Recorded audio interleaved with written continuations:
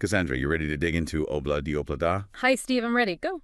Okay, so this single, Obla di Oblada, what exactly was that, Cass? Is that French or what? Je ne sais pas, Steve. Je t'entends très mal. Okay, enough of the language jokes there. Let's get serious. Right. This is the deep dive, and you, our listener, you shared a really great bunch of sources about, well, the surprising backstory, really, and the pretty explosive recording history of a song that sounds, so simple. Oblada. Exactly. It sounds sunny, but underneath. Well, that's what we're digging into. Yeah. Our mission here is really to uncover the complex feelings the Beatles had about this track, especially John Lennon. Mm-hmm. And we want to trace where it came from, culturally speaking, and look at how, well, pure animosity actually shaped the final version we all know. It's kind of weird. It really is. So let's start right there with the phrase itself. Obladi, oblada. We joked about French, but it's way off, isn't it? Miles off, yeah. The sources point somewhere totally different. So what's the story? Where did Paul actually hear this? Well, it shows how much they were soaking up, The phrase itself, obladi, oblada, it actually has roots in the Yoruba language. Yoruba, from Nigeria. That's the one, yeah. And the meaning is, it's quite philosophical, actually. It basically translates to life goes on. Life goes on. Huh.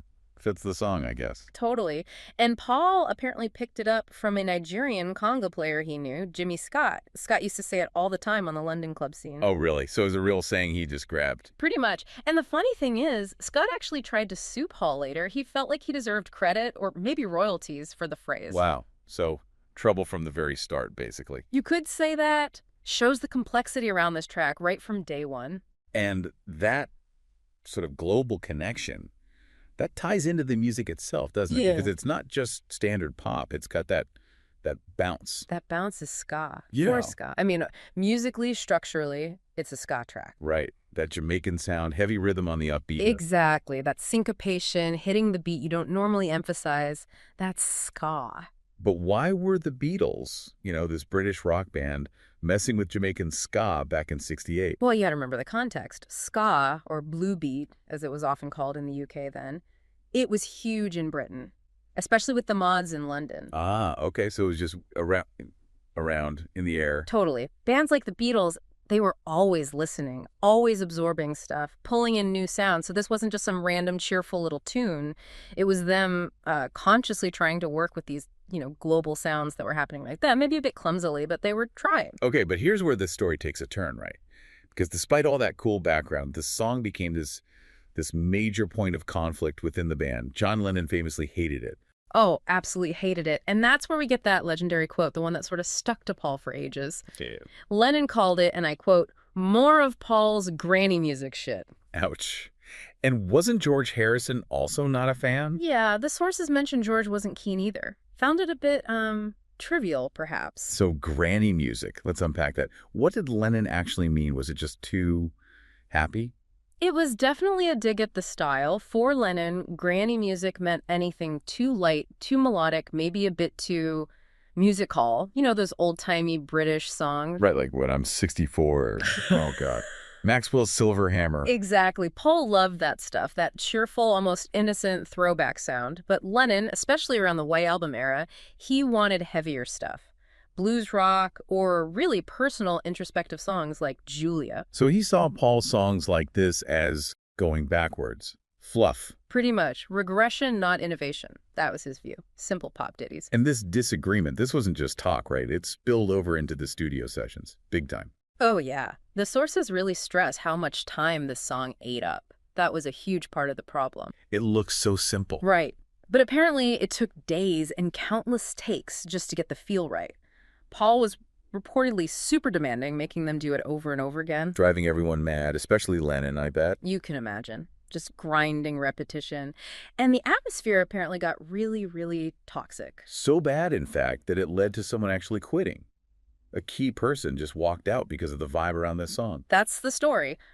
The recording engineer, Jeff Emmerich, a legend, hugely respected, he quit Abbey Road right in the middle of the White Album sessions. Wow. And yeah, while the whole album sessions were tense, Obladi is often cited as being like the breaking point for him. The final straw. Why?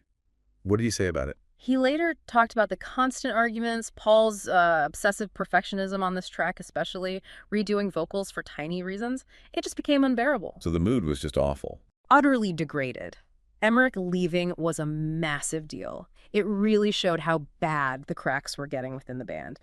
All over this bouncy little song. Which leads us to the big irony here. Because Paul McCartney, later on, he told a different side to this story. Mhm.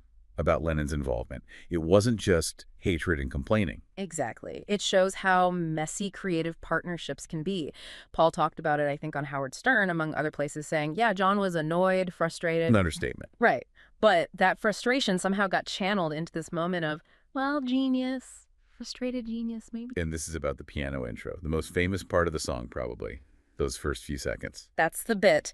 The story goes, Lennon was just completely fed up, sick of the endless takes, Paul's gentler approach. And apparently he was pretty high at the time, too. So he just snaps, storms into the studio, sits down at the piano, and just hammers out this really fast, almost like mocking music hall intro.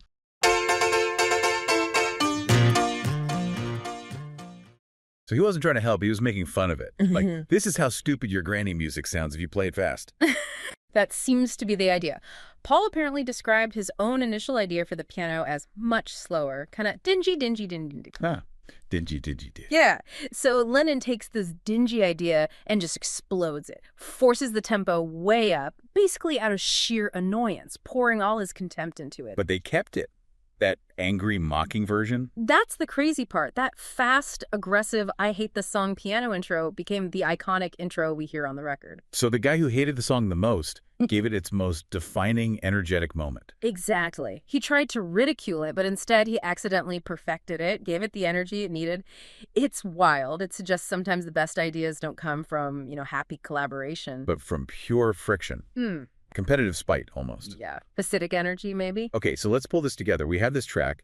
Sounds simple, cheerful. Roots in Nigeria via Jimmy Scott and Jamaican ska, which was big in London. Right. But internally, despised by John, disliked by George, caused massive tension, drove Jeff Emmerich to quit. A total pressure cooker. Yet the most memorable part, that driving piano intro, comes directly from John Lennon's frustration and contempt for the very song he's playing on. It's an incredible snapshot of how they worked, isn't it? That weird combustion.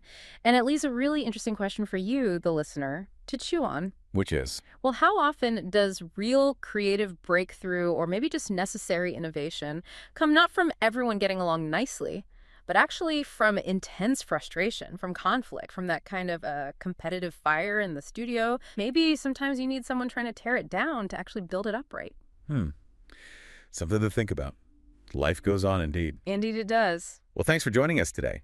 Whenever you feel like knowing more about the Beatles, visit us at BeatlesRewind.com. Every day we do something new there. Cass, we'll do it again tomorrow. Absolutely. Always more digging to do. See you then. Until next time, when you listen. Your mind conducts its own symphony.